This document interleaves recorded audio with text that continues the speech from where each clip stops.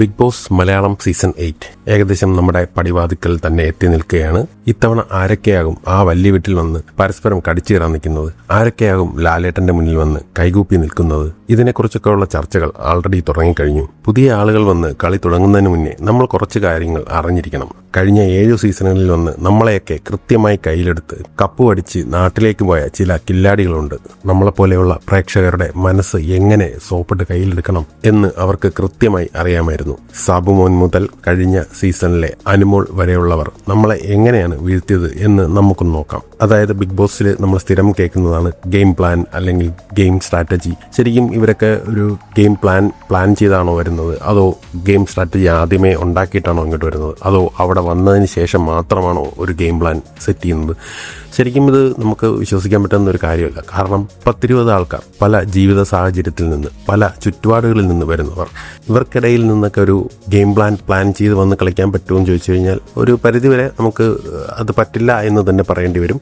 പക്ഷേ എന്നിരുന്നാലും game plan ചെയ്ത് വരുന്നവരുണ്ട്, അല്ലാതെ വരുന്നവരുണ്ട്. അപ്പോൾ ഇവരൊക്കെ എന്തായിരിക്കും പ്ലാൻ ചെയ്തിട്ടുള്ളത് എന്ന് നമുക്ക് ജസ്റ്റ്, അതായത് കഴിഞ്ഞ സീസണുകളിൽ കപ്പടിച്ചവർ എന്തൊക്കെയാണ് പ്ലാൻ ചെയ്ത് വന്നത് എന്ന് നമുക്ക് ജസ്റ്റ് ഒന്ന് വിശകലനം ചെയ്യാം. നിങ്ങൾക്ക് ഇവരുടെ ഗെയിം സ്ട്രാറ്റജി അല്ലെങ്കിൽ ഗെയിം പ്ലാൻ കൂടുതലായിട്ട് അറിയാമെങ്കിൽ താഴെ തീർച്ചയായിട്ടും കമന്റ് ചെയ്യുക. അപ്പോൾ നമുക്ക് ആദ്യത്തെ സീസണിലെ സാബുമണിൽ നിന്ന് തന്നെ തുടങ്ങാം. 1ാം സീസണിലെ വിന്നറായ സാബുമൺ ജയിക്കാനുള്ള പ്രധാന കാരണം പുള്ളിയുടെ കളിയിലെ കൃത്യമായ നിരീക്ഷണം തന്നെയാണ്. ആ സീസൺ ഏറ്റവും ജനപിന്തുണയോടെ മുന്നേറിയ മത്സരാർത്ഥിയായിരുന്നു പേർളിമണി. അന്ന് ആ വീട്ടിനകത്തുള്ള വലിയൊരു വിഭാഗം ആളുകളും പേർളിക്ക് എതിരെ വന്നപ്പോൾ പ്രേക്ഷകരുടെ വലിയൊരു പിന്തുണ പേർളിക്കുണ്ടായിരുന്നു. എന്നാൽ അവിടെ സാബു ചെയ്തത് ആ തർക്കങ്ങളിലൊന്നും, അതായത് പേർളിയുമായിട്ട് ബന്ധപ്പെട്ട തർക്കങ്ങളിലൊന്നും അനാവശ്യമായി ചാടി വീഴാതെ തികച്ചും മാറി നിന്നു. മറ്റുള്ളവർ പലപ്പോഴും കളി കൈവിട്ടപ്പോൾ സാബു വളരെ കൂളായി കാര്യങ്ങളെ നിരീക്ഷിച്ചു. ടാസ്കുകൾ വരുമ്പോൾ വെറും ശാരീരിക ബലം മാത്രമല്ല, കൃത്യമായ ബുദ്ധിയും തന്ത്രങ്ങളും ഉപയോഗിച്ചാണ് സാബു കളിച്ചത്.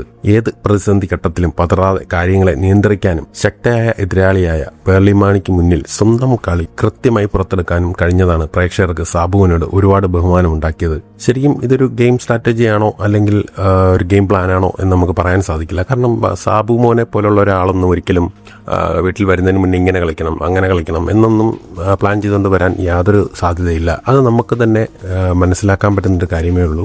സീസൺ 1 സാബുമോൻ ഗെയിം പ്ലാനോടുകൂടി കളിച്ചതായിട്ടൊന്നും നമുക്ക് തോന്നിയില്ല. കാരണം പുള്ളി എന്താണോ അവിടെ ചെയ്യേണ്ടത്, ആ നിമിഷം എന്താണോ ചെയ്യേണ്ടത് അത് ചെയ്തങ്ങ് മുന്നോട്ട് പോയെന്നേ ഉള്ളൂ. ബാക്കിയൊക്കെ ഓട്ടോമാറ്റിക്കായിട്ട് വന്നതായിരിക്കാം, അല്ലെങ്കിൽ പുള്ളിക്ക് പെർഫോം ചെയ്യാനുള്ള ഒരു സ്പേസ് മറ്റുള്ള കണ്ടസ്റ്റൻസ് തന്നെ അറിയാതെ ചെയ്തു കൊടുത്തതായിരിക്കാം. എന്തായാലും സാബുമോൻ ഒരു ഗെയിം പ്ലാനോടുകൂടി വന്നതായിട്ട് തോന്നുന്നില്ല. അടുത്തത് ഡോക്ടർ രജിത് കുമാറിന്റെ സീസണാണ്. 2ാമത്തെ സീസൺ നമ്മുടെ കോവിഡ് കാരണം മുടങ്ങിപ്പോയ ഒരു സീസൺ.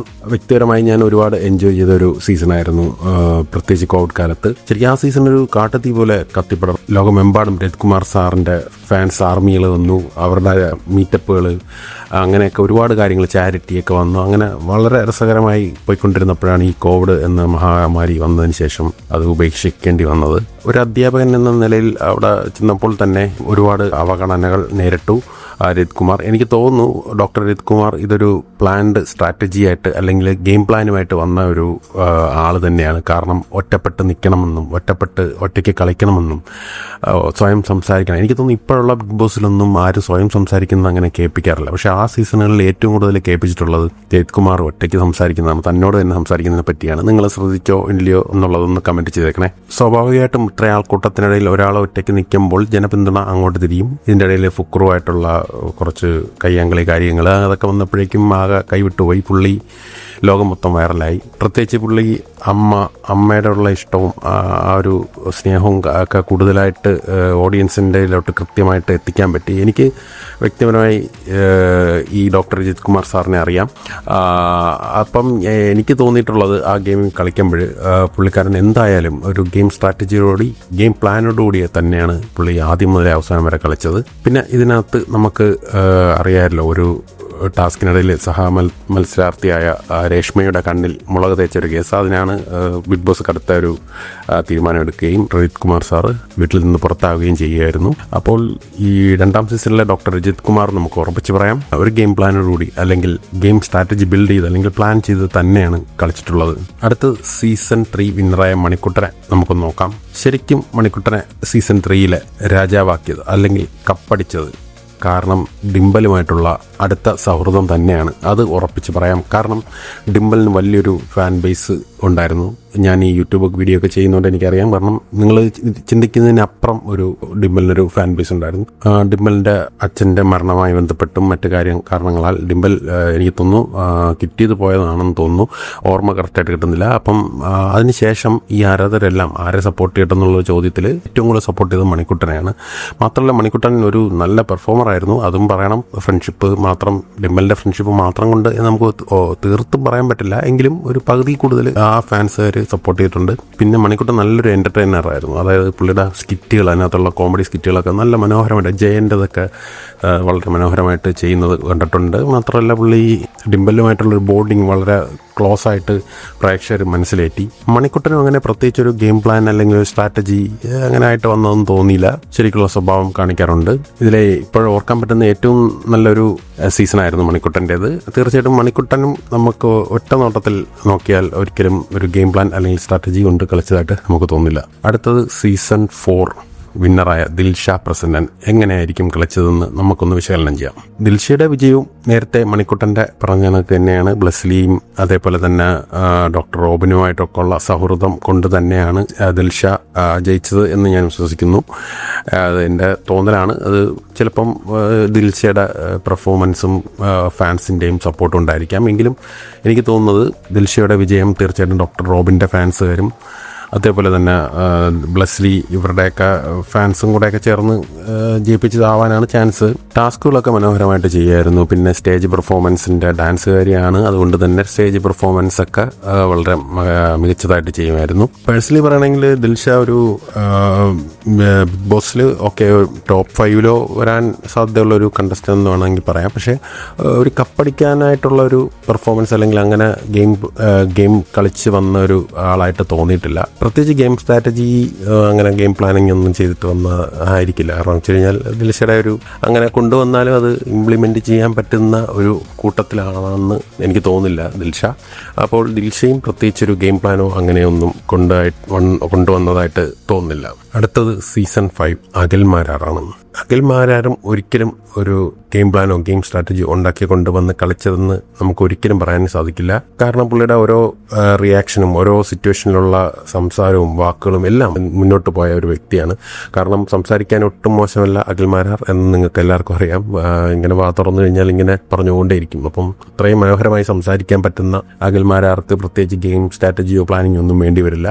പല ടാസ്കുകളും പുള്ളിക്കാരൻ കളിക്കാൻ മടിയോടുകൂടിയും ലാസ്റ്റൊക്കെ പോയി നിൽക്കുകയും ബിഗ് ബോസ് ചെയ്തേ പറ്റൂ എന്നുള്ള രീതിയിൽ അങ്ങനെ ചെയ്തു പോകുന്നതല്ലാതെ അങ്ങനെ ആത്മാർത്ഥമായിട്ടൊന്നും വലിയ ടാസ്കുകളൊന്നും ചെയ്തിട്ടില്ല. പുള്ളി പുറത്താവണമെങ്കിൽ പുറത്താവട്ടെ എന്നുള്ളൊരു മൈൻഡിലാണ് നിന്നത്. പിന്നെ എടുത്തു പറയേണ്ടത് ശോഭ ആയിട്ടുള്ള സൗഹൃദം, ഷിജുവായിട്ടുള്ള വളരെ അതിമനോഹരമായ സൗഹൃദങ്ങൾ, ഇതൊക്കെ ഒരു പരിധിവരെ അഖിൽമാരാറിനെ ജയിപ്പിക്കാൻ സപ്പോർട്ട് ചെയ്തിട്ടുണ്ട്. എന്നാലും മെജോറിറ്റി പുള്ളിയുടെ കഴിവ് തന്നെയാണ്. പുള്ളി പെർഫോം ചെയ്ത് അല്ലെങ്കിൽ ഗെയിം കളിച്ച് തന്നെയാണ് വിന്നറായത്. പിന്നെ തീർച്ചയായിട്ടും ശോഭയായിട്ടുള്ള സൗഹൃദവും പിന്നെ ഷിജുവായിട്ടുള്ള ആത്മബന്ധവും ഒക്കെ ഒരുപാട് പ്രേക്ഷകരെ സ്വാധീനിച്ചു. പിന്നെ മനോഹരമായി സംസാരിക്കാനുള്ള കഴിവ്, ഇത് തന്നെയാണ് അഖിൽമാരാറെ സീസൺ 5 വിന്നറാക്കിയത്. അതിൽ പ്രത്യേകിച്ച് ഗെയിം പ്ലാൻ ഉള്ളതായിട്ടൊന്നും നമുക്ക് തോന്നുന്നില്ല. അടുത്തത് സീസൺ 6 വിന്നറായ ജിൻഡോ. ഞാൻ എൻ്റെ പേഴ്സണൽ അഭിപ്രായം പറയാം, എനിക്ക് ഒട്ടും ഇഷ്ടമല്ലാതിരുന്ന ഒരു സീസണായിരുന്നു ജിൻഡോയുടെ സീസൺ, അതായത് 6. അങ്ങനെ നമ്മളെ ഇൻട്രസ്റ്റ് ചെയ്യിക്കുന്ന ഒരു മത്സരാർത്ഥി അതിനകത്ത് ഇല്ലായിരുന്നു എന്ന് തന്നെ വേണമെങ്കിൽ പറയാം. ജിൻഡോ ഒരു ഗെയിം പ്ലാനോടുകൂടി അല്ലെങ്കിൽ ഗെയിം സ്ട്രാറ്റജിയോടുകൂടി വന്ന് കളിച്ചത് ആവാനാണ് ചാൻസ് കൂടുതൽ. ആദ്യം ജിൻഡോയുടെ പെരുമാറ്റങ്ങളും കളിയൊക്കെ കണ്ടു കഴിഞ്ഞാൽ ഇപ്പം ഇത് ഒരു ഫസ്റ്റ് റൗണ്ടിലോ അല്ലെങ്കിൽ സെക്കൻഡ് റൗണ്ടിലോ ഔട്ടാവും എന്ന് തോന്നിപ്പിച്ച ഒരു രീതിയിലായിരുന്നു പുള്ളിയുടെ മുന്നേറ്റം. അങ്ങനെ അധികം സംസാരിക്കുകയോ വലിയ എക്സ്പ്രഷൻ ഇടുകയോ അങ്ങനെയുള്ള കാര്യങ്ങളൊന്നും ജിൻഡോയിൽ നിന്നും ഉണ്ടായിട്ടില്ല. പക്ഷേ ടാസ്കുകൾ വരുമ്പോൾ പുള്ളിക്ക് അത്യാവശ്യം ബോഡി ഉള്ളത് കൊണ്ട് തന്നെ, ജിമ്മ് ആയതുകൊണ്ട് തന്നെ അത്യാവശ്യം ടാസ്കൊക്കെ മനോഹരമായിട്ട് കളിച്ചിട്ടുണ്ടായിരുന്നു. ജാസ്മിനും ഗിബ്രിയൊക്കെ ഒരു സൈഡിൽ പ്രണയവും വഴക്കുകളുമായിട്ടൊക്കെ കളി അവിടെ നടന്നപ്പോഴേക്കും ജിൻഡോ തൻ്റെ തമാശകളും ആത്മാർത്ഥതയും കൊണ്ട് സത്യം പറഞ്ഞാൽ കുടുംബ പ്രേക്ഷകരെ, നമ്മളെപ്പോലുള്ള കുടുംബ പ്രേക്ഷകരെയും അല്ലാതെ ഉള്ള ആരാധകരെയെല്ലാം ജിൻഡോ സൈലൻ്റായിട്ട് സൈഡിൽ കൂടെ കയ്യിലെടുക്കുകയായിരുന്നു ചെയ്തത്. ജിൻഡോ പ്ലാനൊക്കെ ചെയ്ത് കാണും, ചിലപ്പോൾ സ്ട്രാറ്റജി ചെയ്ത് കാണും. എന്നിരുന്നാലും നമുക്കൊരു കൺക്ലൂഷനിലെത്താൻ പറ്റില്ല. ഒരു സ്ട്രാറ്റജി ഉണ്ട് അല്ലെങ്കിൽ അവിടെ വന്നിട്ട് സ്ട്രാറ്റജി ഡെവലപ്പ് ആയതാണ് ഒന്നും പറയാൻ വയ്യ. കാരണം കഴിഞ്ഞാൽ ജനങ്ങളുടെ വികാരം എങ്ങനെയാണ് മാറുന്നതെന്ന് നമുക്ക് പറയാൻ പറ്റില്ലല്ലോ. ഞാൻ ആദ്യം പറഞ്ഞു ഇത് ജിൻഡോ പ്ലാൻ ചെയ്ത് വന്നതായിട്ടാണ് തോന്നുന്നത്. എങ്കിലും ഈ പ്ലാൻ ചെയ്ത് വന്നാൽ തന്നെയും ജിൻഡോയെ കൊണ്ട് ആ പ്ലാൻ എക്സിക്യൂട്ട് ചെയ്യാനൊന്നും പറ്റുമെന്ന് തോന്നുന്നില്ല. അപ്പോൾ ജിൻഡോയും നമുക്ക് സ്ട്രാറ്റജി പ്ലാൻ ചെയ്ത് വന്നതായിട്ട് തോന്നുന്നില്ല. അടുത്തത് ഈ അവസാനത്തെ സീസണാണ് season 7 Animol. P R work എന്ന് പറഞ്ഞ് ഏറ്റവും കൂടുതൽ പേര് കേട്ട ഒരു സീസണായിരുന്നു. അതിൻ്റെ ഏറ്റവും പേര് കൂട്ടി വായിക്കപ്പെട്ട ഒരാളാണ് അനിമോൾ. അതിനകത്ത് പറയേണ്ട ഒരു കാര്യം, റണ്ണറപ്പായ അനീഷ്, സത്യം പറഞ്ഞാൽ അനീഷിന് സപ്പോർട്ട് എന്ന് പറയുന്നത് വലിയ രീതിയിൽ ഇവിടെ ആഹ്വാനം ചെയ്തു. തൊപ്പിയൊക്കെ ലൈവ് സ്ട്രീം ചെയ്ത് അനീഷിനെ ജയിപ്പിക്കണം എന്നൊക്കെ പറഞ്ഞ് ആഹ്വാനമൊക്കെ ചെയ്തു. അങ്ങനെയൊക്കെ പലയിടത്തും നടന്നു. സാധാരണക്കാരനായതുകൊണ്ട് ജനപിന്തുണ ഭയങ്കരമായിരുന്നു. പക്ഷേ എനിക്ക് തോന്നുന്നു സീരിയൽ കാണുന്ന അമ്മമാരും മറ്റ് സഹോദരിമാരുകളൊക്കെ ഒരുപാട് അനിമോളെ സ്നേഹിച്ചു, ഇഷ്ടപ്പെട്ടു. PR വർക്ക് പ്ലസ് കുടുംബ പ്രേക്ഷകരുടെ സപ്പോർട്ടാണ് അനിമോൾ ജയിക്കാനുള്ള പ്രധാന കാരണം. അനിമോൾ എപ്പോഴും സ്ക്രീൻ സ്പേസ് ഒപ്പിച്ചെടുത്തുകൊണ്ടേയിരുന്നു. അതിപ്പോൾ കരച്ചിലാണെങ്കിലും ചിരിയാണെങ്കിലും മെജോറിറ്റിയും കരച്ചിലാണ് എങ്കിൽ പോലും ആ കരച്ചിലൂടെയും ഓരോ സിറ്റുവേഷൻ ഉണ്ടാക്കി സ്ക്രീൻ സ്പേസ് എത്രത്തോളം കിട്ടാൻ പറ്റുമോ അതെല്ലാം അനിമോൾ കൃത്യമായിട്ട് ഒപ്പിച്ചെടുത്തു. അതെല്ലാം യൂട്ടിലൈസ് ചെയ്തു. അതെല്ലാം ജനങ്ങൾക്കിടയിലെത്തി. പിന്നെ PR വർക്കും കൂടെ ആയപ്പോഴേക്കും എന്താ പറയുക, അനിമോൾ കപ്പടിച്ചു. അനിമോളിൻ്റെ സ്ട്രാറ്റജിയോ ഗെയിം പ്ലാനോ ഉണ്ടോ എന്ന് ചോദിച്ചു കഴിഞ്ഞാൽ എനിക്ക് കരച്ചിലൊരു സ്ട്രാറ്റജിയായിട്ട് ഗെയിം പ്ലാനായിട്ട് മനസ്സിൽ കൊണ്ടുവന്ന് ഒരു സീരിയൽ കൊണ്ടുപോകുന്ന രീതിയിൽ തന്നെ ഇത് കൊണ്ടുപോകണം എന്ന് കരുതി വന്നതായിട്ട് എനിക്ക് തോന്നി. എൻ്റെ തോന്നലാണ്, ശരിയാണോ ഇല്ലേ എന്നുള്ളത് നിങ്ങൾ താഴെ കമൻറ്റ് ചെയ്യുക. അല്ലാതെ മനോഹരമായിട്ട് ഗെയിം കളിച്ചു, ബുദ്ധിപരമായിട്ട് കളിച്ചു. അതിൻ്റെ ഇടയ്ക്ക് ആദില നൂറ ആയിട്ടുള്ള സൗഹൃദം, അവർ തമ്മിലുള്ള പണക്കം വഴക്ക്, ഇതെല്ലാം ജനങ്ങളിൽ കൂടുതൽ ഇഷ്ടം ഉണ്ടാക്കി അനിമോളോട്. പക്ഷേ ആ സപ്പോർട്ട് ആദില നൂറയ്ക്ക് കിട്ടിയില്ല. മേ ബി അവരെ ചൂസ് ചെയ്ത ലൈഫ് പാത്തിൻ്റെ കാരണമായിരിക്കാം. എന്തായാലും അനിമോൾ ഒരു സ്ട്രാറ്റജിയോടുകൂടി വന്നതായിട്ടാണ് തോന്നുന്നത്. എന്തായാലും ബെസ്റ്റ് വിഷസ് അനിമോൾ. അപ്പോൾ ഇതാണ് കഴിഞ്ഞ 7 സീസണിലെയും വിജയികളുടെ യഥാർത്ഥ കളി രീതികൾ. വരാൻ പോകുന്ന സീസൺ 8ലും പുതിയ ആളുകൾ വരുന്നത് വ്യക്തമായ തന്ത്രങ്ങളുമായിട്ടായിരിക്കും. നമ്മൾ പറഞ്ഞ 7 പേരിൽ ആരുടെ ഗെയിം പ്ലാൻ ആണ് നിങ്ങൾക്ക് ഏറ്റവും മാന്യവും മികച്ചതുമായി തോന്നിയത്? നിങ്ങളുടെ അഭിപ്രായങ്ങൾ താഴെ രേഖപ്പെടുത്തുക. വീഡിയോ ഇഷ്ടപ്പെട്ടാൽ ചാനൽ സബ്സ്ക്രൈബ് ചെയ്യാനും മറക്കരുത്. അടുത്ത ബിഗ് ബോസ് വീടിൻ്റെ വിശേഷങ്ങളുമായി കാണുന്നതുവരെ ടാറ്റ.